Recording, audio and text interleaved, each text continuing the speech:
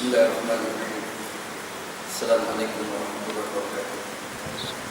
Alhamdulillahirabbil alamin. Wassalatu wassalamu ala asyrofil mursalin wa ala alihi wa sahbihi ajma'in. Qala rabbi shrah li sadri wa yassir li amri wa hlul 'uqdatam min lisani yafqahu qawli. Saddid lisani wa hdi qalbi bihaqqi sayyidina Muhammadin sallallahu alaihi wasallam. Wa ala fa inna asdaqal hadis kitabullah wa khairal hadi hadi Muhammadin sallallahu alaihi wasallam. Syarrul umuri muhdatsatuha wa kullu muhdatsatin bid'ah. Allahumma 'allimna ma jahilna, ya Allah Tuhan kami, ajarkan kepada kami apa yang kami jahil. Wa dzakirna ma nasina, ingatkan balik kepada kami apa yang telah kami lupa. Allahumma faqihna fid din, Allah ya Tuhan kami, maafkan kami agama. Wa'alimna ta'wil, ajarkan kepada kami Al-Quran. Allahumma rasuqna ilman nafi'ah.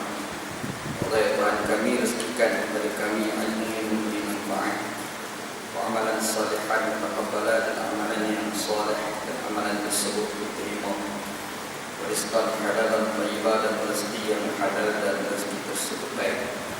Wa qala Allah Ta'ala fi muhkamit tanzil, a'udzu billahi minasyaitonir rajim. Bismillahirrahmanirrahim. Qul nahbitu minha jami'an fa imma ya'tiyannakum minni hudan faman tabi'a hudaya fala khaufun 'alaihim wa la hum yahzanun. Shadaqallahu a'lim. Kami berkata, ihbitu minha jami'an, turunlah kamu semua dari syurga. Fa imma ya'tiyannakum minni hudan, dan adapun hidayah itu datang daripadaku kepada kamu. Faman tabi'a hudaya fala khaufun 'alaihim wa la hum yahzanun. Barang siapa yang mengikut hidayah aku, maka tidak ada ketakutan kepada mereka dan mereka tidak akan sedih. Shadaqallahu a'lim. Benarlah firman Allah Ta'ala dalam Al-Quran surah Al-Baqarah ayat 38. Alhamdulillah, syukur kepada Allah SWT. Pada pagi ini kita bertemu di masjid kita ini untuk kita sambung kuliah tafsir kita. Mudah-mudahan kuliah tafsir kita pada pagi ini diberkati oleh Allah Subhanahu wa taala, insya-Allah. Dalam kuliah kita yang lepas, kita baca ayat 37 dari surah Al-Baqarah. Allah Subhanahu wa taala sebut fatalaqa adamu min rabbih kalimat fataba alaihi innahu huwat tawwabur rahim.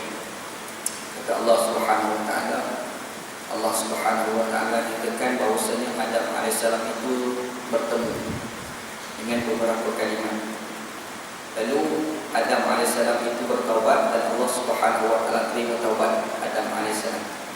Dan Allah Subhanahu wa taala Tuhan yang sangat Maha menerima taubat dan Maha penyayang. Kita sebut hari itu Adam alaihissalam ini diilhamkan oleh Allah Subhanahu wa taala doa semasa dia dihamba keluar dari syurga. Dia minta ampun dengan Allah, sujud minta ampun dengan Allah, sampailah Allah Ta'ala ilhamkan kepada Adam membaca doa. Doa itu ada ulama khilaf, apakah ulama yang dibaca oleh Nabi Adam. Ada ulama tafsir kata doa yang dibacakan oleh Nabi Adam itu adalah Rabbana zalamna anfusana wa in lam taghfir lana wa tarhamna lanakunanna minal khasirin. Wahai Tuhan kami telah melakukan kezaliman kepada diri kami sendiri. Kalau kamu tak ampun dosa kami, nescaya kami daripada kalangan orang yang rugi. Ada pula ulama tafsir yang pula kata doa yang dibaca oleh Nabi Adam pada ketika itu adalah doa yang kemudian ini dibaca oleh Nabi Musa AS. Ayat doa ini adalah Rabbighfirli inni zalamtu nafsi faghfirli. Sesungguhnya aku telah melakukan kezaliman pada diri aku sendiri, maka ampunlah dosa. Dan ada pula ulama tafsir yang kata doa yang dibaca oleh Nabi Adam adalah doa yang dibaca kemudiannya oleh Nabi Yunus alaihissalam, iaitu la ilaha illa anta subhanaka inni kuntu minaz zalimin. Jadi Tuhan, melainkan Engkau ya Allah, sesungguhnya aku ini daripada kalangan orang-orang yang rugi, dari kalangan orang-orang yang zalim. Doa ini itulah khilaf, mana satu doa yang sebenar, wallahu a'lam. Dan ada pula ulama tafsir yang kata doa yang dibacakan oleh Nabi Adam AS pada ketika itu adalah segala bacaan-bacaan yang dibaca ketika orang menunaikan ibadah haji. Kita pergi ke Mekah tu, ada ibadat haji, masa kita baca dalam ibadat kita, labbaik Allahumma labbaik lah apa tu kan. Segala doa-doa yang kita baca masa dekat Mekah, itulah bacaan yang dibaca oleh Nabi Adam AS semasa dia sujud minta ampun dengan Allah SWT. Ni ulama khilaf lah. Mana satu Allah Ta'ala. Tapi semua ni ulama yang nyatakan ini. Satu. Yang keduanya, dalam segala doa-doa Nabi Adam AS, Adam AS semua melibatkan dengan zalim. Sebab zalim ni kita kena faham dalam dua kerangka. Yang pertamanya antara zalim kita dengan Tuhan, satu lagi zalim kita dengan manusia. Kalau kita syirikkan Allah, itu zalim. Inna syirka la dhulmun 'azim. Allah Ta'ala sebut dalam Quran, sesungguhnya syirik itu zalim yang besar. Itu zalim, tapi zalim itu melibatkan kita dengan Tuhan. Ada pula zalim itu berbentuk kita melakukan dosa. Dosa yang kita lakukan kepada Allah Subhanahu Wa Ta'ala. Tak sembahyang, tak puasa, tak zakat itu. Kita nampak tu macam kita dengan Tuhan. Sebenarnya itu adalah zalim. Itu pun dikira sebagai zalim, iaitu kita melakukan dosa. Sebab itu doa-doa Nabi Adam AS, sama ada ulama kata Rabbana zalamna anfusana ataupun inni zalamtu nafsi ke, la ilaha illa anta subhanaka inni kuntu minaz zalimin ke, semua doa-doa ni bisa dikalimat zalim ke situ. Sebab Nabi Adam AS dia buat silap dengan Allah, silap itu dianggap sebagai zalim. Ada satu lagi zalim yang melibatkan orang lain. Bila zalim melibatkan orang lain ni, macam contoh kita tak bayar zakat, itu zalim pada orang lain. Kita curi ke orang, itu zalim melibatkan orang. Dia melibatkan orang. Dan cara taubat dua zalim ni tak sama. Kalau kita bertaubat dalam bentuk zalim kita dengan Tuhan, kita bertaubat macam biasalah. Kita menyesal, berazam tak nak buat lagi, kita mengakui kesalahan kita, itu pun sudah dipanggil sebagai taubat. Tapi biasa kalau kita dah menzalimi, itu melibatkan orang lain. Bila kita zalim melibatkan orang lain, ke mana pun kita kena minta maaf orang. Dan minta maaf pun kena sebut sendiri. Kita tak cukup macam kita orang Melayu, kita datang raya, maaf zahir batin. Tak cukup pun. Dia hantar kat raya besar, suami je kat raya. Tapi tulis situ, maaf zahir batin. Kawan kata saya maafkan, tak dimaafkan juga. Sebab apa? Tak dikti. Orang tak tahu benda yang kau minta maaf aku ke. Ialah ada silap, tapi silap apa? Tak tahu kan. Jadi bila kita nak minta maaf ni, kita kena dikti. Kita kena tulislah apa yang kita dah buat. Kalau kita nak letak kat raya, kita tulis satu-satu. Curi slipper, rembang, empat habis tulis. Lepas tu kawan tu tengok, oh mamat ni mempak kat aku. Oh ni pak kuih nak mamat ni rembang. Dia kena sebut sendiri-sendiri. 50 lah tulis. Yang kawan ni pula dapat kat raya, dia tengok, dia pergi tanda, jadi maaf, ini maaf, ini maaf. Yang ni tak maaf 4 bulan. Hantar balik. Pada aku. Tak ada betul pasal kan. Tapi nak bagi tahu memang minta maaf zalim yang berbentuk kita dengan Tuhan. Cara minta maaf itu tak sama. Bila kita minta maaf dalam bentuk zalim yang kita lakukan terhadap orang lain, ke mana pun kita minta maaf dengan orang itu. Kalau kita dah terambil ke orang sebagai contoh, kena minta adal lah. Kalau orang tu suruh bayar, kita bayar lah. Kalau rembat RM1, RM2, nanti kalau rembat juta-juta, pengamal kuih lah kasi dulu kan. Kalau yang pindah minta melindungi dengan Allah Subhanahu Wa Ta'ala. Yang ketiga, Adam AS ni Nabi. Bila Adam AS ni Nabi, dia sebut dia dihambak keluar daripada syurga dalam keadaan dianggap sebagai berdosa. Sebenarnya maksum, Nabi ni maksum. Nabi Adam ni Nabi dan dia maksum, maka dia tidak melakukan dosa. Lepas tu macam mana Adam AS dihambak keluar daripada syurga? Kita kena ingat ada salah yang menyebabkan dosa dan ada salah yang tidak menyebabkan kepada dosa. Nabi Muhammad SAW ada buat silap, tapi silap Nabi tidak menyebabkan dosa. Sebab bersilap orang. Kaedah orang ni mesti buat silap. Memang kaedah manusia begitu. Innal insana la yakhlu 'anil khata'i wa nisyan. Sesungguhnya manusia itu dia tak terlepas daripada silap dan juga lupa. Itu sifat bagi manusia. Nabi SAW Quran bagi tahu manusia biasa dapat wahyu. Qul innama ana basyarun mithlukum yuha ilayya. Kata Allah Ta'ala Quran, katakanlah Muhammad kau bagi tahu apa yang dia bagi tahu. Aku ni adalah manusia biasa, bezanya aku diberikan wahyu. Dan Nabi Muhammad SAW, Nabi-Nabi dan dia maksum, terselamat daripada dosa. Dosa ada salah menyebabkan dosa, ada salah yang tidak menyebabkan kepada dosa. Macam mana sebab misalnya itu, kita langgar lampu merah, tak dosa, tapi salah. Nampak tu boleh memang kena sama, tapi tak dosa. Kalau ustaz-ustaz dalam dunia datang kuliah lorak-lorak, dia bawa kereta sampai 130, 140, lorak tu kejar, takut-takut lewat.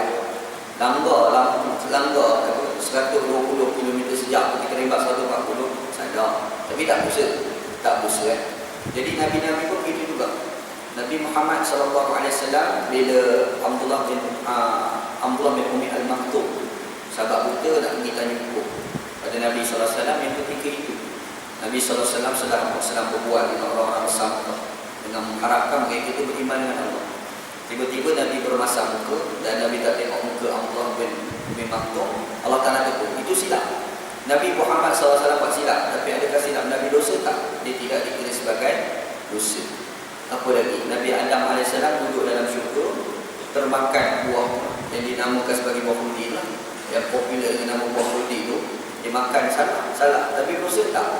Tapi silap, sifat bagi silap ni dari implikasi dia. Kita langgar apa yang ni, kadang-kadang ada implikasi buruk dia. Implikasi buruk dia apa dia? Aksiden. Dan implikasi. Supaya juga Nabi Adam AS makan buah khuldi, memang tak dosa, tapi silap tu implikasi apa abang keluar. Tapi dalam keadaan tak berdosa tu pun Nabi Adam AS minta ampun kepada Allah. Nabi Muhammad SAW yang tak berdosa tu pun sehari-hari beribu-ribu dia beristighfar kepada Allah Subhanahu wa Ta'ala. Jadi nampaknya Nabi Adam AS ni tak berdosa sebab dia maksum, tapi dia minta ampun juga dengan Allah Subhanahu wa Ta'ala. Dia minta ampun tu sampailah Allah Ta'ala semua Quran terilham tu. Allah Ta'ala bagi ilham pada Adam AS baca tadi ayat-ayat yang kita sebut tadi, doa yang dibaca oleh Nabi Adam AS itu. Dan Allah Ta'ala sebut di akhir ayat, kata Allah Ta'ala ni Tuhan yang maha menerima taubat dan penyayang. Sengaja Allah Ta'ala bagi gabungkan dua nama dia, taubat, menerima taubat dan pengampun dengan dua kasih sayang. Sebab sifat orang yang mudah memaafkan orang ni adalah orang penyayang. Ibu bapa kadang-kadang dengan anak dia buat macam-macam pada mak dia, tapi mak dia maaf sikitlah. Kenapa? Penyayang. Mak tu ada sifat penyayang. Orang ada sifat penyayang ni dia mudah memaafkan orang. Orang yang susah nak memaafkan orang ni, sifat penyayang ni kurang. Dan Allah Ta'ala nak pamerkan sifat penyayang Allah. Jadi kita diminta ampun dengan Allah. Banyak dosa macam mana pun, insya-Allah kalau kita ikhlas, insya-Allah Allah Ta'ala akan terima taubat kita. Itu insya-Allah. Baik. Yang tentu kita dah kuliah dalam kuliah kita yang lepas. Ulang balik ini. Hari ini insya-Allah kita masuk ayat yang ke-38. Kata Allah Subhanahu wa Ta'ala, "Qul nahbitu minha jami'an. Fa imma ya'tiyannakum minni hudan, faman tabi'a hudaya fala khaufun 'alaihim wa lahum yahzanun." Kata Allah Subhanahu wa Ta'ala, kami berkata, turunlah kamu semua minha, daripada syurga. Allah Ta'ala merambat Adam AS awal ni daripada syurga. Kalau kita tengok ayat sebelum ni, dua ayat sebelum ni, Allah Ta'ala dah sebut dah, ihbitu ba'dukum li ba'din adu, qul nahbitu ba'dukum li ba'din adu. Dua ayat sebelum Allah Ta'ala dah sebut, kami berkata berambut kamu semua, berambut keluar daripada syurga, dan setengah kamu terhadap setengah yang lain akan bergaduh. Dah ayat sebelum ni dia diulang sekali lagi. Allah Ta'ala diulang pula sekali lagi. Dia kata qul nahbitu minha jami'an. Berambus kamu daripada syurga itu semua. Diulang sekali lagi. Kenapa Allah Ta'ala ulang? Itu soalan. Allah Ta'ala ni bila dia ulang sesuatu kalimah, mesti ada sebab. Ataupun dia ulangi satu ayat pun ada sebab. Macam kita baca surah Ar-Rahman, "Fa bi ayyi ala'i rabbikuma tukadziban." Jadi ulang. Kenapa ulang? Kita ni dia ada satu istilah. Orang Arab ada satu istilah, iza takarrara taqarrara. Iza takarrara taqarrara. Kaf dengan qaf. Apabila diulang-ulang maka dia akan mantap. Diulang-ulang dia akan jadi mantap. Ambil kayu nak pacak tu, kita pacak sekali tak mantap, banyak kali. Pacak sekali dia mantap dalam tanah. Dan dalam budaya orang kita lah, budaya dunia pada hari ini dia ada istilah doktrinisasi, doktrinkan, biar lekat dalam hati. Hitler pula. Hitler ni dia keluar satu istilah. Masa dia bergaduh dulu lah, dia bergaduh sangat kan, Hitler Jerman tu, dia bergaduh dengan Rusia. Pompang dia bawa keluar satu istilah. Dia Hitler ni orang teror berat, teror hebat apa. Tu Hitler, baca sejarah dia semua orang. Anda semua nak baca sejarah Hitler. Sebab tengok strategi perang di bawah di Hitler. Dia nak perang dengan satu kerajaan Rusia. Dia nak perang. Macam mana nak serang? Dia dapat tahu dekat kerajaan sana dalam bawah apa strategi. Fikir macam mana nak kalahkan ini sana. Antara strategi dia buat adalah dia pergi hantar seorang wartawan berbayar pergi ke kerajaan itu. Buat apa? Pergi cari maklumat kamp tentera. Dan kamp tentera tu kalau pergi kat situ memang tahu kat mana. Jadi hamba Allah ni pun pergi sampai kat sana, dia tengok kamp tentera dekat mana terap. Dia tulis maklumat, dia hantar pada Hitler. Hitler ni pun tulis pula satu surat. Dia sebut kamp kamu kat sini, tentera kamu kat sini, kamu punya terap kat sini, kamu punya tank kat sini. Dia pun hantar surat tu dekat kerajaan situ, kerajaan yang nak serang tu. Dan dia sebut, aku dapat maklumat ni daripada 3 orang, daripada 8 orang pakar strategi kamu. Dia tak sebut siapa. Jadi kerajaan satu nak bimbang. Siapa dia pula 3 orang daripada 8 orang pakar strategi tu. Dia tak tahu, dia ingat last kali kerajaan tu tangkap 88. Masa tangkap tu dia serang, menang dalam peperangan. Strategi. Ini orang nama Hitler, hebat Allah. Sejarah Hitler, dah baca sejarah Hitler, seronok lah. Nak seronok baca sejarah Hitler, satu lagi sejarah kerajaan Cina, Three Kingdom. Seronok baca sejarah tu kan. Hitler ni, dia ada waktu satu pepatah. Satu perkara yang tidak benar, kalau diulang-ulang 1000 kali, orang akan kata benar. Benda tu tak benar, tapi 1000 kali ulang. Ulang. Yang tak benar jadi benar. Sebab sifat manusia ni, cakap sekali dia payah nak terima, 2 kali payah nak terima, 3 kali payah nak terima, tapi hari-hari sebut, macam betul pun dia juga. Nampak? Kaedah dia begitu. Dan kaedah ni sebenarnya bukan kita je, Quran pun dah ada. Quran dah ada. Kalau kita baca dalam Quran, Allah Subhanahu Wa Taala disebut tentang bagaimana batu ni boleh dipecah dengan titisan air. Dulu ada satu istilah, ada seorang ulama, Imam Ibn Hajar Al-Haytami, bukan Al-Asqalani, dia ada 2. Imam Ibn Hajar Al-Asqalani, ada satu lagi Imam Ibn Hajar Al-Haytami. Al-Asqalani ulama hadis, Al-Haytami ulama fiqh. Ibn Hajar, kenapa dapat gelaran Ibn Hajar? Hajar tu makna batu. Hajar tu makna batu. Ibn tu anak batu. Bukan nama dia tu batu tak. Orang bagi gelaran tu dekat ni. Kenapa dapat gelaran tu? Sebab dia ni orang tua nak mengaji. Orang tua mengaji ni ngapa Quran tak ingat, ngapa hadis tak ingat, ngapa tak ingat, mengaji baca Quran tak ingat. Dah sekali peras. Bila peras tu dia masuk dalam satu guru, dia termenung dalam guru. Dia fikir aku ni bila lah nak pandai mengaji. Tiba-tiba dah termenung tu dia nampak ada satu batu tu lekuk. Sebab air dah menitik kan.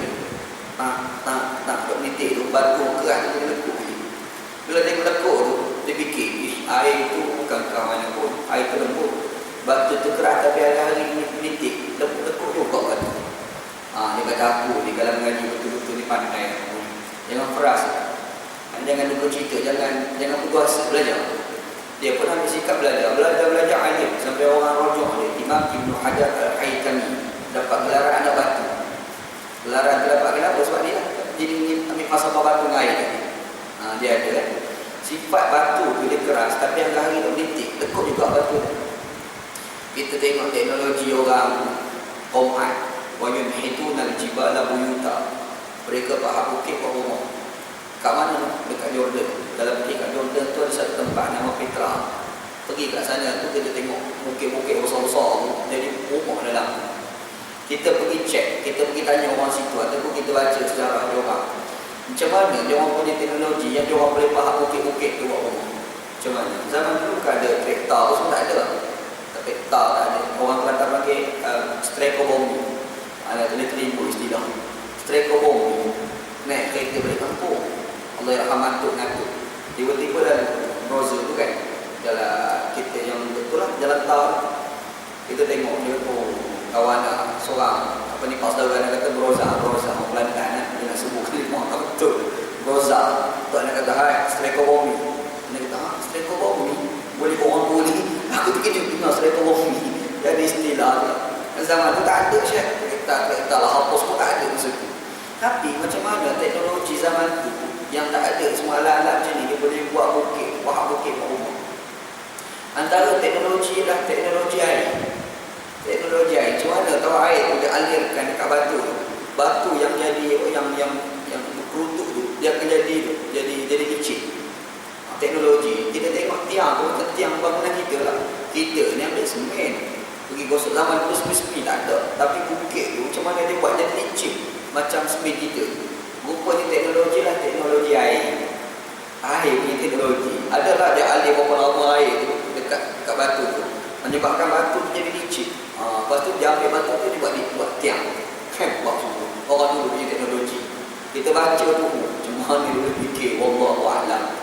Ini nak gambarkan macam mana teknologi air yang lembut itu dia boleh batu yang keras tu boleh jadi kalah dengan air. Ini poin dia senang selalu. Air lembut tu kalau hari-hari buat dia akan jadi licin juga. Kaedah kita ni kalau ulang-ulang ni benda tu kadang-kadang tak masuk dalam hati, tapi ulang-ulang lagi ni masuk dalam hati. Ulang. Iza taqarrara kepepetawaran. Ulang, apabila diulang-ulang dia akan jadi kuat. Allah Subhanahu wa taala dah sebut dah sebelum ni, qulna bitu ba'dukum li ba'din adu. Kami berkata, itu turun kamu daripada syurga, setengah kamu terhadap setengah lain akan bermusuh-musuhan. Habis dah cerita situ, dia orang cerita pasal Nabi Adam. Taubat, dia buat keluar pula sekali lagi. Qulna bitu pula. Minha jami'an daripada syurga seluruhnya. Faham tak? Kenapa dia ulang? Ulama tafsir sebut beberapa sebab kenapa Allah Ta'ala ulang. Yang pertama, Allah Subhanahu wa Ta'ala ulang. Ulama tafsir kata hambat yang pertama itu adalah hambat daripada syurga jatuh dekat langit yang pertama. Adam pun dibawa keluar daripada syurga, jatuh kat mana? Langit pertama. Dia tak jatuh kat bumi lagi. Satu tafsir yang pertama lah. Lepas tu Allah Ta'ala ulang sekali lagi, yang itu berapa hambat jatuh ke bumi. Ada satu tafsiran. Dan ada tempat tafsiran kedua kata tak, sebenarnya tidak begitu.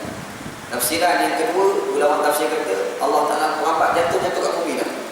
Tapi bila jatuh dekat bumi, Adam AS minta ampun dan Hawa pun minta ampun. Bila minta ampun, dia minta sekali lagi nak duduk dalam syurga. Allah Ta'ala tak bagi dah. Allah Ta'ala ulang sekali lagi, qulna bitu minha jami'an. Perambat semua. Ada dua tafsiran ulama terhadap ayat ini. Ada pula tafsiran yang biasa-biasa. Dia kata yang diulang-ulang tu nak mempamerkan kesungguhan dalam merambat. Perambat tu sungguh sangat. Ini tafsiran yang biasa-biasa. Kalau baca lagi kitab tafsir jangan sekali dia akan bawa keluar tafsiran ini. Itu dia kata Allah Ta'ala pergi ulang itu sekali lagi tu. Dia nak ulang kukuhkan perkataan bahawasanya Adam dan Hawa memang tak boleh duduk dalam syurga dah. Nak duduk untuk mati nanti baru duduk syurga. Itu cerita dia lah, tafsiran ulama. Dan Allah Ta'ala sebut dalam ayat ni, dia sebut jami'an. Apa? Jami'an kat sini. Jami'an masih semua ni. Apa maksud dia? Sebab yang kena berambat ni bukan Adam dan Hawa, ada lagi yang kena berambat keluar. Siapa yang kena berambat keluar tu? Iblis laknatullah alaih. Yang ketiga, yang keempat, al-hayyatu, ular. Jadi sejenis ular. Ular tu macam rupa Allah alam. Dan ular ni, Iblis pergi masuk, pergi kacau Adam dalam syurga tu. Dia masuk melalui ular tadi. Allah Ta'ala berambat semua. Dalam kitab Imam Ibn Qasir, dia sebut berambat Adam tu, Adam jatuh kat mana? Adam jatuh dekat Al-Hind, India. Hawa jatuh kat mana? Jeddah, Mekah. Lepas tu ular tu jatuh kat mana? Al-Asfahan, Iran. Lepas tu pada Iblis jatuh kat mana? Babil, Iraq. Jatuh kat Iraq, jatuh kat situ. Babylon, jatuh kat situ. Ini kalau kita tafsir lah. Betul tu Allah Alam. Aku tak tahu lah. Aku dah baca dalam kitab sebut macam tu kan. Kita sebut apa dalam kitab lah. Perambat keluar. Bila perambat keluar, Allah Subhanahu wa Ta'ala terus nyatakan pada kita, kata Allah, fa imma ya'tiyannakum minni hudan. Bila jatuh dekat dunia, baru cerita ada bimbingan Tuhan. Tuhan nak bimbing kita. Dalam syurga ni tak payah bimbing, sebab orang baik lah. Dekat dunia ni baru cerita nak bimbing, tak nak bimbing. Sebab apa? Sebab ada orang jahat. Kita ni ada jahat, ada baik kan. Ada di kalangan kita ni orang baik, dan ada di kalangan kita orang jahat. Orang jahat tu masalah. Dan dunia ni kaedah dia tak boleh semua baik. Kalau baik tak baik pula. Dan dunia ni pun tak boleh jahat semua pun tak baik pula. InsyaAllah saya semua jahat, susah kita nak hidup kan. Tapi kalau baik semua pun tak baik juga, semua pergi masjid. Susah. Dia kena ada pergi masjid, dia bisa ada penyamun juga. Sebab kalau ada penyamun, kita yang orang baik ni boleh tumpang pahala. Nak bawa orang tak baik tu. Tapi kalau semua baik, kalau tumpang pahala lah kita. Pahala tak pun nak banyak dapat. Buat baik dah. Jadi misalnya ada orang baik, dia ada orang jahat. Bila ada orang baik, ada orang jahat, sifat hidup gaduh. Sifat hidup ni, bila ada orang baik, ada orang jahat, dia akan gaduh. Orang baik, bila ada orang jahat, sebab itu hidup kita lihat bila ada musuh. Orang baik, musuh dia orang jahat. Orang jahat, musuh dia orang baik. Mana ada manusia tak ada musuh? Nabi Muhammad SAW ada musuh. Nabi tu ada musuh, bukan bermaksud Nabi Muhammad cari musuh. Orang dia cari pasal dengan Nabi SAW. Sebab apa? Orang musuh sangat dengan Nabi Muhammad. Nabi Muhammad orang baik. Orang baik ni ada orang jahat, ada musuh. Musuh dengan dia, ini sifat hidup. Kita tengok ayat sebelum, Allah Ta'ala kata, berapa kamu keluar daripada syurga, ba'dakum li ba'din adu. Setengah kamu terhadap setengah yang lain akan bermusuh-musuhan. Mesti bermusuh kan? Tak memang betul pun hari ni bermusuh habis dah. Kita hari ni nak tengok bermusuh je. Perang sana, perang sini, tembak sana, tembak sini, bunuh sana, biar bunuh sini. Itu sifat hidup memang begitu. Tempat kita pun ada, tempat orang pun ada. Cuma tempat kita kebelakangan ni agak hebat sikit je. Sebelum ni kurang lah sekarang. Boleh tahan lah sekarang kan. Cerita bunuh-bunuh orang lah, tembak orang lah apa. Lagi teruk pula nampak lagi kita orang lain bila minta berlindung dengan Allah Subhanahu wa Ta'ala dalam satu masalah juga kan. Gitu. Jadi bila Allah Ta'ala sebut bermusuh-musuhan, macam mana kamu nak leraikan permusuhan? Hidayah. Kalau zaman Nabi Musa AS, Taurat. Kalau zaman Nabi Isa AS, Injil. Kalau zaman Nabi Daud AS, Zabur. Zaman Nabi Muhammad SAW, Quran. Allah Ta'ala bagi Quran. Apa tujuan datang Quran? Nak meredakan perbalahan, nak meredakan permusuhan. Itu apa sifat Quran. Quran ni, Islam itu datang untuk meredakan perbalahan. Orang hari ni guna Islam untuk buat permusuhan kebalik ni. Ini masalah orang ni. Betul Syekh. Guna nama agama fitnah orang. Sekarang ni, cerita zaman sekarang ni. Nabi SAW, agama itu datang meredakan perbalahan. Duduk kat mana? Duduk dekat Mekah. Orang Mekah ni apa tak ada? Dengan rasuah dia, dengan riba, dengan tindak orang dia, curi harta anak yatim, tipu dalam timbangan. Ini semua budaya orang Arab pada masa itu di Mekah. Abu Jahal tu bapa ahli Mekah masa tu. Abu Jahal, orang tak ada duit, pinjam duit, ambil lah RM10, bayar RM13, RM3 riba. Tak ada pasal-pasal. Ini cerita berlaku dalam budaya orang Mekah. Dia pergi paksa orang beli patung. Dia kata kita kena sama patung berhala, itu je lah patung ni tu. Ni patung ni kita kena sembah. Dia duduk kempen orang pakai sembah. Dan patung, kalau patung nak sembah, kat mana nak dapatkan patung tu? Adalah toke patung tu dia lah. Jahat lah. Tu yang jadi kaya tu. Nabi SAW buat dakwah secara sir. Bukan Abu Jahal tak tahu, bukan Abu Lahab tak tahu. Tapi masa sir tu, Abu Jahal tak marah. Abu Lahab tak marah lagi. Dia marah bila Nabi Muhammad terang-terang tunjuk. Sebab apa? Sebab dah tergugat ekonomi ni. Tokek dia orang tu dah tergugat ekonomi. Marah lah. Nak bagi tahu penindasan itu dan Islam datang, hapuskan. Islam datang ada penindasan, buang. Kurangkan kerosakan, kalau boleh hilangkan terus kerosakan, dapatkan kebaikan secara maksimal mungkin. Itu Islam. Bukan sekadar di Mekah. Walaupun agak kurang berjaya di Mekah, sebab dapat tuntangan yang begitu hebat, menyebabkan Nabi Muhammad pergi ke Madinah. Madinah tu pula Nabi Muhammad redakan terus perbalahan di antara Aus dan Khazraj. Aus Khazraj berperang. Riwayat kata 400 tahun, ada riwayat kata 140 tahun. Berperang. Perang pula bunuh-bunuh. Pompa-pompa duk gaduh berperang tu. Datang Nabi Muhammad SAW yang duk gaduh-gaduh bermusuh-musuh tu, jadi tak bermusuh, kawan balik. Hebat dakwah Nabi Muhammad SAW. Maksudnya Islam tu datang hilangkan permusuhan. Itulah Islam. Hari ini orang guna Islam untuk cetuskan permusuhan, mengarut dia. Ini masalah orang ini. Betul? Macam-macam lah tengok seorang kita kadang sakit ibu baca. Bukan cerita tempat orang, cerita tempat kita lah. Cerita tempat kita. Mula-mula sekali dia kata Syiah tu kafir. Mula-mula lah Syiah ni kafir.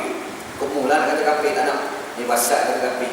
Kalau orang tanya anda tak suka kafir-kafir orang, anda tak berani. Nak sesat-sesat orang, anda tak berani. Sebab Quran kata inna rabbaka huwa a'lamu biman dhalla an sabilihi wa a'lamu bil muhtadin. Allah Ta'ala kata sesungguhnya Tuhan kamu yang Muhammad, yakni Allah, lebih mengetahui siapa yang sesat, siapa yang dapat hidayah. Allah Ta'ala lebih tahu. Kalau kita dikata orang tu sesat, kita dikata orang tu kafir, kita lebih tahu pada Allah. Wal'iyadzubillah. Kita tak tahu, yang tahu tu Allah. Jadi kalau orang tanya nak pasal nak kafir orang, nak sesat orang, tak berani. Kadang-kadang aku tak berani.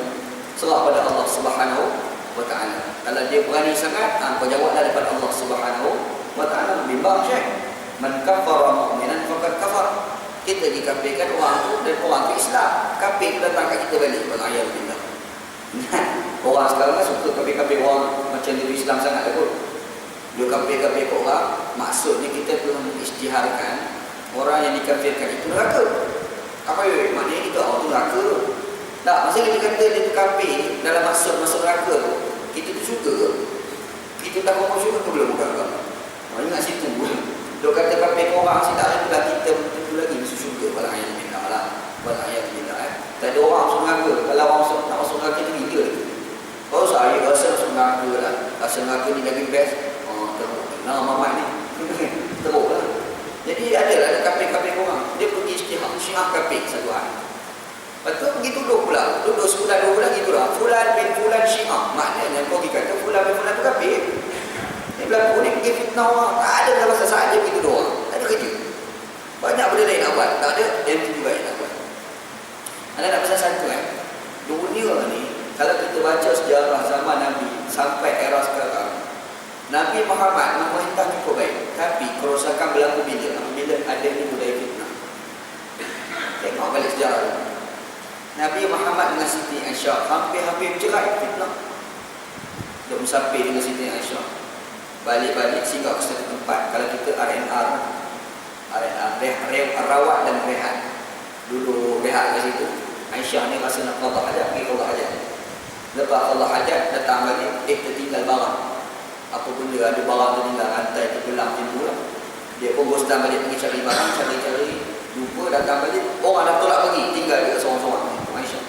Oh, takut dia, menangis dia. Bila menangis, dia ambilkan dia kelubung kepala dia.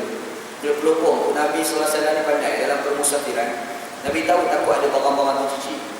Nabi Muhammad lantik seorang sahabat, Safwan Mu'attal. Kerja apa dia? Kerja dia pergi tengok balik kalau ada barang tercuci. Jadi dia nampak ada seorang budak perempuan. Dia nak siapa dia budak perempuan ni? Pergi dekat. Loh, Aisyah. Dia pun suruh Aisyah naik kereta. Dia bawa jalan-jalan sampai kat Madinah. Sampai di perbatasan Madinah, orang munafik tengok. Orang munafik tengok. Bila tengok dia dapat tengok. Aisyah Safwan buat apa? Tengok. Start fitnah. Dia sebab fitnah. Hampir-hampir Nabi dengan Aisyah tu nak cerai. Fitnah menyebabkan orang nak cerai. Fitnah tak Syekh? Wal'iyadzubillah. Nabi lah tu. Nabi yang mulia itu pun orang fitnah. Sampai nak cerai Nabi dengan Siti Aisyah. Sampailah Allah Ta'ala turun satu firman membersihkan balik fitnah yang dilakukan oleh orang munafik terhadap Siti Aisyah. Satu. Kita baca pula era selepas wafat Nabi SAW. Sahabat Nabi berperang sama-sama ni. Fitnah. Umar Al-Khattab nanti kena bunuh. Fitnah. Datang seorang majusi. Mari mana tak tahu majusi. Dia tak puas hati dengan Umar lama lah kot. Duk dengar cerita macam-macam pasal Umar. Padahal Umar ni orang baik. Dia tak dengar yang baik, dia dengar buruk. Sebab orang tak puas hati dengan Umar kan. Dia datang mengaku Islam.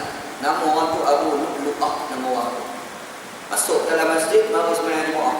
Mengaku Islam, padahal tak Islam, mengaku Islam. Dia tak niat nak bunuh Umar Al-Khattab radhiyallahu anhu. Umar nak sembahyang angkat takbir. Angkat takbir tu datang mamat ni, dia bawa keluar pisau, bacak ke belakang Umar. Rebah Umar. Bila rebah Umar tanya siapa yang bunuh aku, yang ambil pisau ni bacak ke belakang aku ni siapa? Kata sahabat-sahabat, majusi, orang majusi.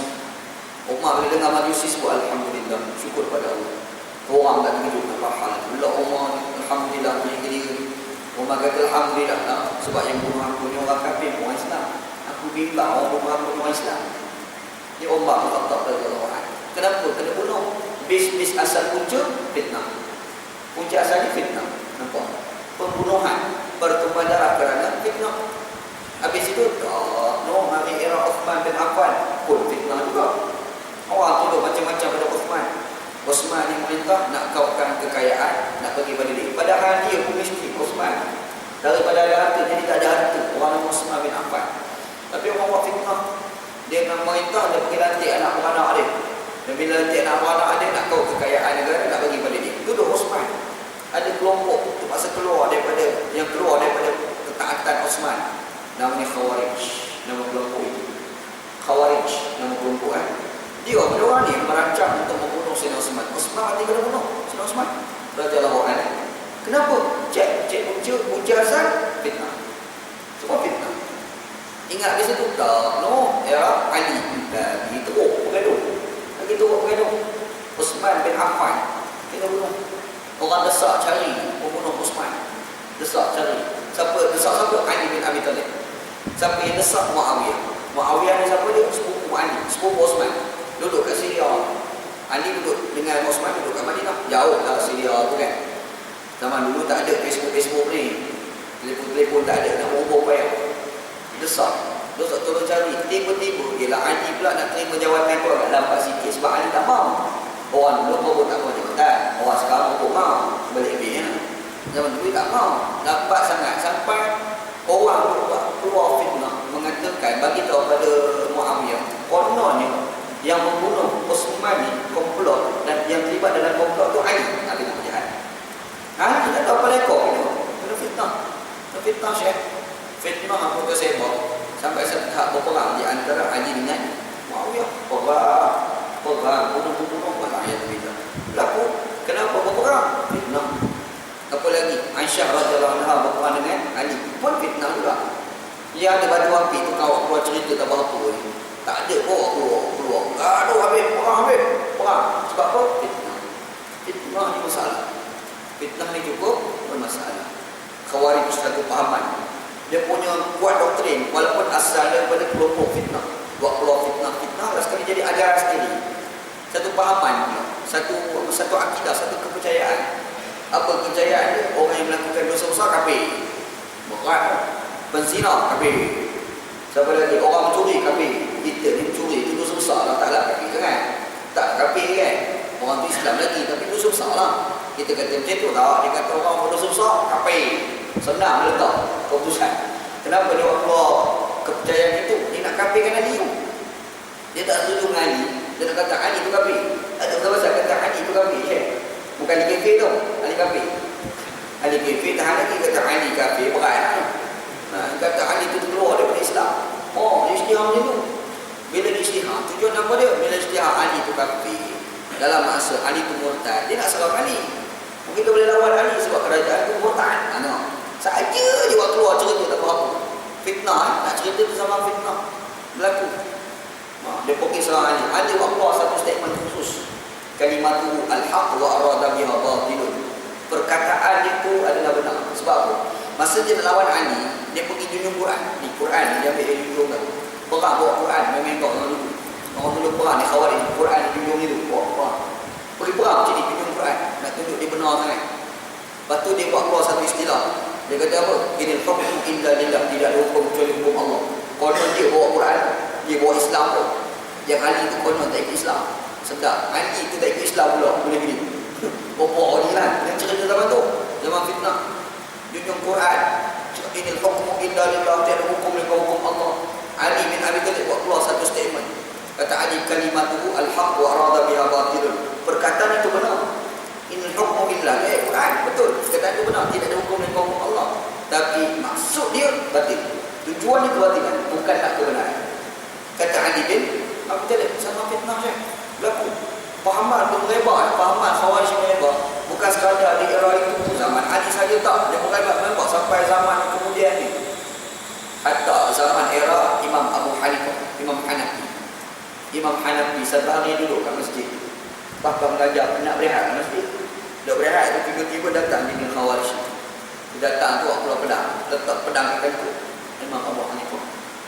Dia letak tengkuk, dia kata aku nak tanya soalan. Jawab dia sesuai dengan aku. Kalau tak sesuai dengan aku, habis pada kau. Dia sedar-sedar. Nak tanya hukum, letak pisau kat tengkuk. Geng mana nak jawab? Tanya hukum, boleh nak jawab. Doktor ingat pedang dia lah. Itu kan.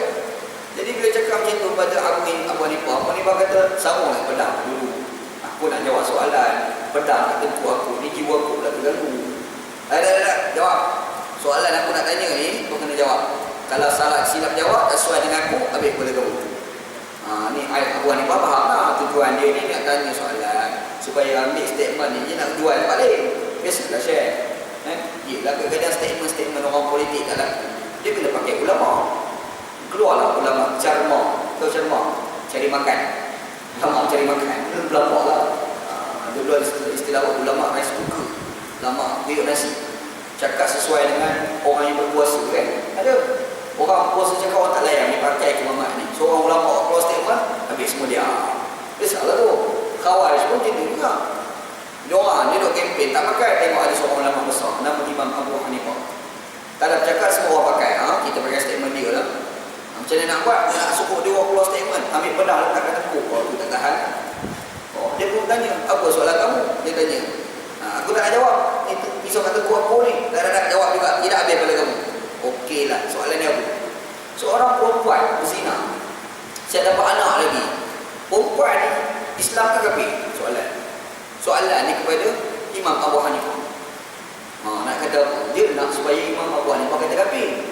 Sebab berzina dosa besar ni kafir lah. Dia nak itu. Jawapan sebenarnya Ahli Sunnah wal Jamaah bukan kafir, orang Islam lagi. Tapi dosa besar lah. Nak jawab macam mana? Perempuan tu berzina, saya dapat anak lagi. Dia ni mukmin ke kafir? Soalan. Tanya Imam Abu Hanifah. Abu Hanifah tengok muka dia, Abu Hanifah tanya pada soalan. Tak perempuan tu sebenarnya agama dia apa? Dia berkata Islam. Dah kamu jawab. Kita Imam Abu Hanifah ada jawapan juga. Jawapannya bukan dia bagi tahu, kawan tu bagi tahu. Tu kamu jawab. Jadi aku tak jawab, kamu yang jawab. Kalau nak baca boleh sendiri. Kan? Jawapan Imam Abu Hanifah. Jawapan dia kadang-kadang hidup ni Syekh. Ada benda kita tak terus jawab. Kita tanya soalan balik orang tu bagi jawapan dia jawab kita lah. Biasa lah tu. Masa budak-budak dulu, masa umur 13-14 tahun dulu mengaji pondok kat Kelantan. Rajin duk ikut ceramah Tok Guru Ni Aziz. Minta maaf lah sebut nama orang tu ni. Tok Guru Ni Amla Aziz. Tok Ni Aziz ni banyak keunikan dia. Kalau kita rajin follow dia lah. Antara pelik dia ni, dia pernah cerita dia mula-mula sekali balik Al-Azhar. Dia balik Azhar ni, dia dah tengok budaya orang Melayu Malaysia bila baca doa lepas mayat 2 kali. Habis baca doa Alhamdulillahirabbil alamin Al-Fatihah. Habis Fatihah baca pula doa sekali lagi 2 kali. Ada pula semua tambah ya amanul khaifin. Ada juga. Itu semua tu tak ada dalam hadis Nabi lah. Pandai-pandai kita lah tu. Nak bagi tahu baca ya amanul khaifin sallimna mimma nakhafu. Yang tu tak ada dalam hadis, tak ada. Lepas tu mari mana tu? Yang doa tu mula-mula sekali pergi baca adalah seorang kiai daripada Indonesia, namanya Kiai Fathullah Harun nama dia. Dan dia adalah imam masjid negara yang pertama. Imam Masjid Negara Malaysia yang pertama. Anak dia nama Dr. Musa. Dekat mana Dr. Musa tinggal? Sungai Buloh ni. Dia cerita asal-asal baca ya amanul khaifin itulah. Bukan Nabi baca tu, kita ikut. Ya amanul khaifin, tak salah baca je lah. Yang tak boleh dikata amalan Rasulullah yang salah tu. Faham? Baca aja. Jadi tak boleh membaca ustaz sebab Nabi baca. Yang tu kena cepu sendiri. Mana korang baca? Itu bukan bacaan Nabi SAW. Kadang-kadang bacaan-bacaan kita tu kan tak ada base pada Nabi. Dah kan orang Arab tak baca dah. Ya aman khaifin, Pak Arab tak baca tu. Sebab datang pada Malaysia, dah sekolah lah ni yang zikir bangku-bangku ni, yang hanana ni pun, itu bukan zikir Rasulullah. Arab tak baca. Yang baca tu seorang habib daripada Indonesia, namanya Saqaf. Tu nak datang malam ni lah. Malam ni kan? Malam ni insyaAllah Syekh tu yang buat zikir tu. Kita orang Melayu pun dia mana ni. Dia ingat, orang Arab tak baca tau. Orang Arab pun mana dia zikir ni. Orang Arab tak tahu. Nah, bila kita baca lah, cerita lah. Nak baca mampulah baca lah. Nak baca. Biar dia nak baca tu macam orang nasyid lah. Tapi jangan duk kata amalan Rasulullah SAW. Jangan duk kata begitu. Tak. Jadi, cerita tu guru ni. Tu Ni Aziz. Dia dah tengok baca doa 2 kali. Dia dah ngaji-ngaji, dia tak pernah jumpa lepas bayang doa 2 kali. Selama duk ngaji, standard tu guru lah. Standard kita hafrah ni dah kita jumpa lah kot. Kan? Itu buat dia ngaji. Tak ada doa 2 kali ni. Yang mana sekali je.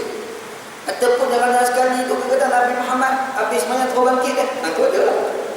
Doa 2 kali macam mana? Dia pun fikir kalau alam orang Arab. Tak Kelantan ni sejarah dia dulu lah. Sejarah Tok Guru Ni Aziz ni yang kontroversi dia mengajar fiqh sunnah. Satu kitab yang ditulis oleh seorang ulama dari Mesir, namanya Syekh Sabiq, nama ulama. Dia mengajar kitab-kitab fiqh hadis. Dia mengajar, dia pergi sebut tupai boleh makan. Tak ada kata pasal statement. Tupai boleh makan. Bukan tupai boleh makan, kita boleh makan tupai. Tupai memang boleh makan, kita makan tupai tu. Cuba dia kan. Buat keluar satu statement. Mengamuk ni pondok Kelantan. Ni pondok ni kita baca kitab-kitab kuning. Oh, tak boleh ni, kuano jadi begini. Sampai ada seorang budak pondok, dia pergi bawa tupai pergi rumah tu punya hadis. Mana dia dapat tupai tak tahu. Dia pergi rumah tu punya, dia bawa tupai. Ambil ada tu buat balik. Makan, kita boleh makan. Mana bawa tu buah itu? Tu nak dikata kepala otak tu yang beri sikit. Dia tegur. Otak tu dia beri. Orang Kelantan tu, di bahasa. Beri ni anjat-anjat.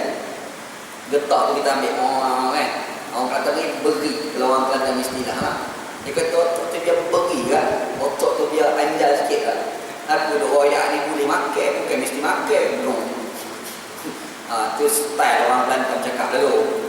Tupai ni memang sepakat ulama kata boleh. Tak ada ulama kata tak boleh. Masalah kita nak makan, tak nak makan. Soal liur kita lah. Kita tengok tupai teringat kebun. Tak boleh makan lah kita pun. Kita tengok masalah liur. Bukan masalah halal haram. Tak?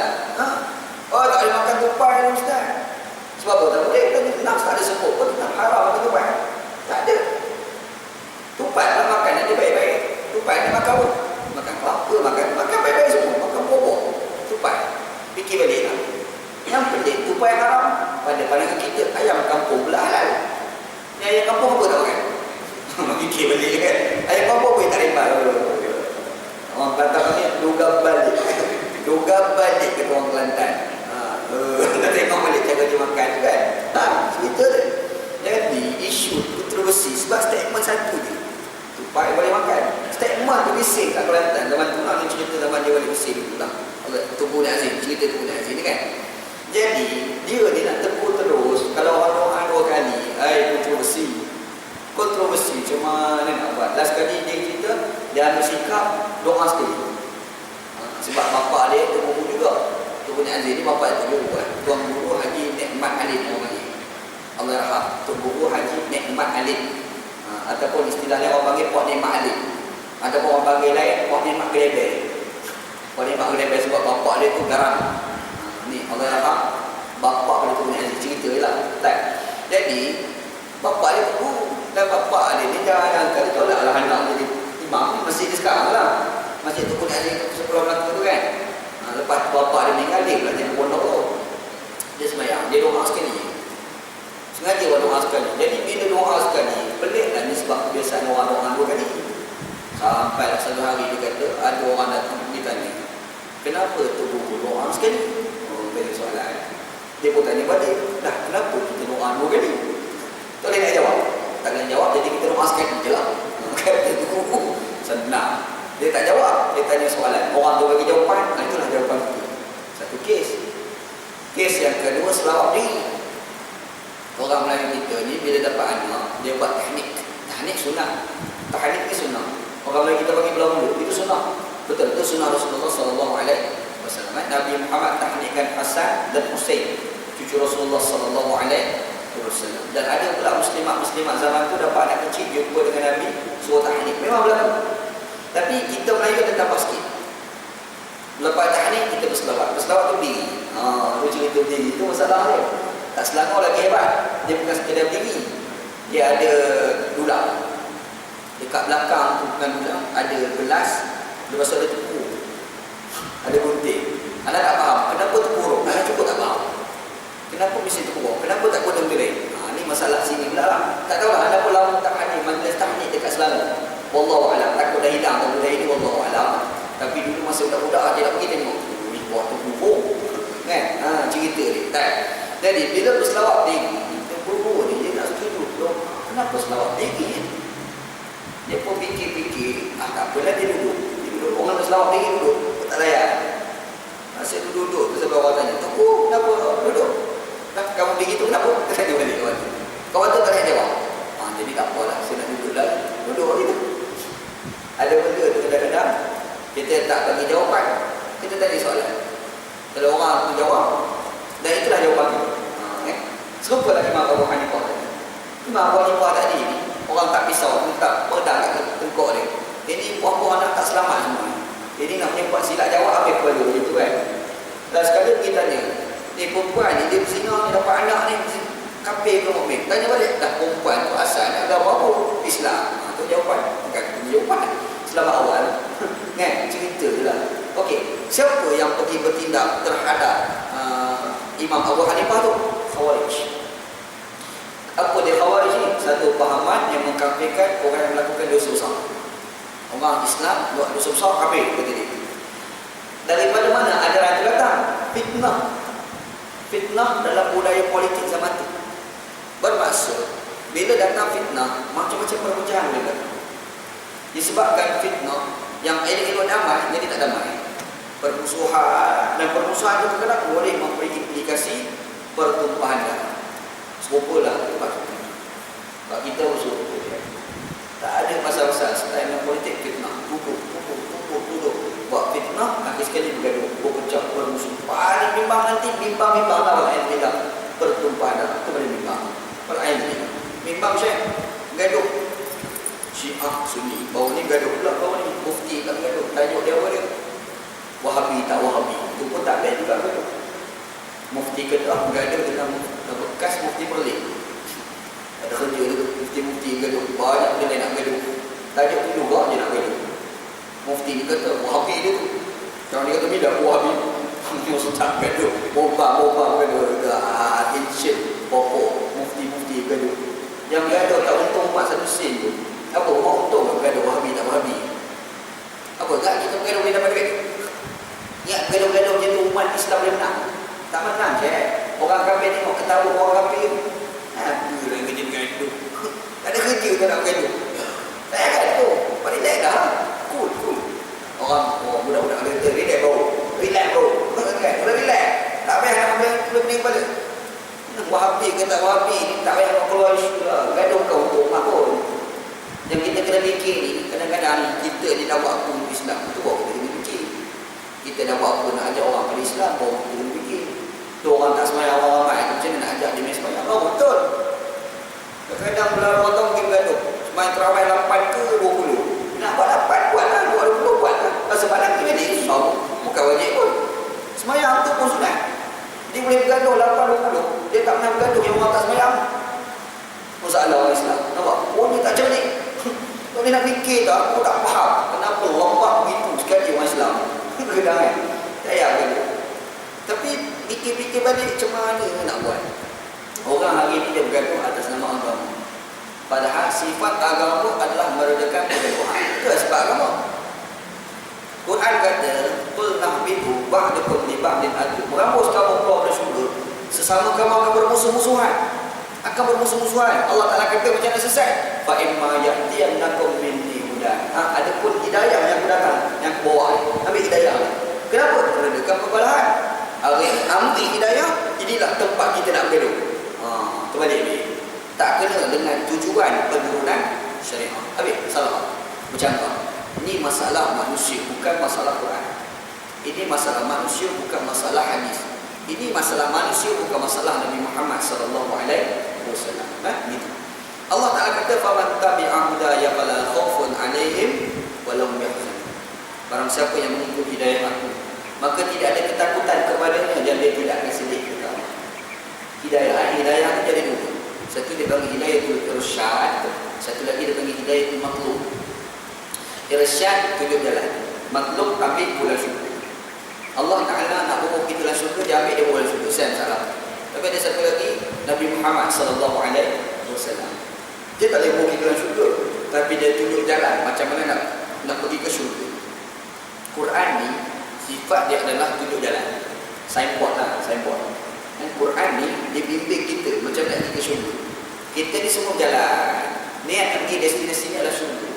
Tapi nak pergi ke syurga tu apa signboard dia? Signboard dia Quran. Kita nak pergi ke Kota Baru, tu kita punya hasrat. Signboard nak pergi sampai Kota Baru tu, Kota Baru. Jangan nak tengok Johor Baru. Ustaz, baru sama-sama baru. Okeylah kot, sama-sama baru. Memanglah sama-sama baru. Satu Kota Baru, satu Johor Baru, mana boleh sama? Satu dekat timur, satu lagi dekat selatan, mana boleh jumpa? Ngarut lah kan? Dia ada cara kan? Jadi ni macam mana kita nak selamat ni? Allah Ta'ala kata aku dah bagi hidayah aku, saya buat aku namanya Quran. Ikut hidayah aku. Kalau ikut ni fala khaufun alaihim, takkan ikut akhirat, takkan takut. Kenapa Allah Ta'ala kaitkan dengan takut? Sebab bila dah ikut Quran, kau dah standby nak pergi ke syurga. Kita ni lawan bola, orang yang standby ada latihan yang kuat, stamina dia bagus, dia tak takut nak pergi lawan bola, dan insyaAllah dia menang. Dia standby nak menang, faham? Tapi kalau orang tak ada stamina, lawan bola, tengok tak sadar pun dah jam awal, takut awal. Banyaklah orang budak-budak masuk peperiksaan, dia lulus. Kenapa lulus? Kau kita cek macam mana dia punya standby, baca buku, dia belajar, dia ambil perhatian, dia hebat, barulah dia boleh lulus. Kalau dia dulu pun pernah sabar lah kau lulus. Sebab apa? Sebab kau tengok masa kau belajar macam mana standby tu. Kita ni pun nak masuk syurga tu, apa standby kita? Hidayah Allah dalam Quran tu. Sebab Allah Ta'ala kata fala khaufun alaihim, mereka takkan takut. Dan Allah Ta'ala kata wala hum yahzanun, dan mereka takkan sedih. Apa maksudnya? Allah Ta'ala bagi ujian, tapi ujian itu rasa ringan. Orang yang paling kuat ujian ni Nabi. Asyaddul balai al-anbiya, thumma al-awliya, thumma al-amthal fa-amsal. Kata Nabi SAW. Manusia yang paling kuat kena ujian ni Nabi-Nabi. Kuat syekh ujian Nabi-Nabi. Kemudian awliya, orang-orang yang dekat dengan Tuhan. Kemudian ni adalah disebut oleh Nabi SAW. Nabi ni dalam keadaan dia banyak ujian, lebih hebat daripada kita, tapi dia cool, dia relax, dia tak terbeban. Kenapa? Sebab dia ada satu perasaan dalam hati dia, nak dapat keredaan Allah. Dia tahu ujian itu datang daripada Allah, dan Allah Ta'ala bagi ni sebab nak bagi tingkat pada dia. Yang berat jadi ringan, faham? Yang sedih tu jadi tak apa nak sedih. Sebab dia ini sedih lah, tapi tak jadi tak sedih. Sebab apa? Sebab dia teringat Allah Ta'ala sayang dia. Nampak kan? Sebab Allah Ta'ala kata falahum yahzanun, mereka tak akan sedih bila ikut hidayah Allah Subhanahu wa Ta'ala. Yang ni nak ni bila sebut fala khaufun alaihim, ni jasmani kita, tidak amalan kita yang zahir ni dengan Allah. Bila walau yahzanun, ni apa persiapan kita dalam hati kita nak menghadap Allah Subhanahu wa Ta'ala. Kau gabung antara dalaman dengan luaran, insya-Allah kita akan selamat di akhirat. Ni ayat kita baca ni. Ingat situ insya-Allah. Quran diturunkan untuk meredakan perbalahan, bukan sumber perbalahan. Ingat situ. Quran diturunkan untuk menyelamatkan manusia daripada permusuhan, bukan sebagai sumber untuk melakukan permusuhan. Ingat situ. Inilah turunnya Al-Quran. Dan walhamdulillah kita jangan bermusuh. Walaupun berbeza, nak selesaikan perbezaan bukan dengan permusuhan. Perbezaan nak diselesaikan dengan perbincangan. Meja bulat bahasa orang sekarang.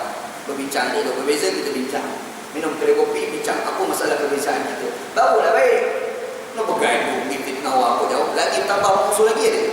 Wala'iyadu billah. Minta berlindung dengan Allah Subhanahu wa Ta'ala insya-Allah. Okey, ayat akan datang insya-Allah ayat 39 tentang orang kafir. Orang kafir bukan sekadar kafir, tapi dia melahirkan permusuhan. Nanti insya-Allah kita akan kepada dalam kuliah kita. Akan datang insya-Allah. Wallahu a'lam. Sallallahu ala sayyidina Muhammad wa ala alihi wa sahbihi ajma'in walhamdulillahi rabbil alamin. Bismillahirrahmanirrahim. Alhamdulillahi rabbil alamin. Wassalatu wassalamu ala asyrafil mursalin wa ala alihi wa sahbihi ajma'in.